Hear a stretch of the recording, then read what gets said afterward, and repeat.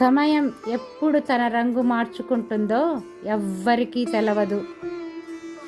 ఎందుకంటే అంతటి శ్రీరామచంద్రునికి రాత్రిపూట పట్టాభిషేకం అనుకుంటే తెల్లవారేసరికి వనవాసం అయ్యింది.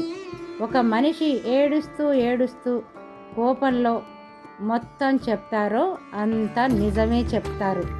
ఎందుకంటే కోపం, ఏడుపు మనిషిని నిజం చెప్పటానికి దోహదం చేస్తాయి. ప్రపంచంలో అన్నిటికంటే చేదు మరియు చెడ్డది మనిషి నాలుకే.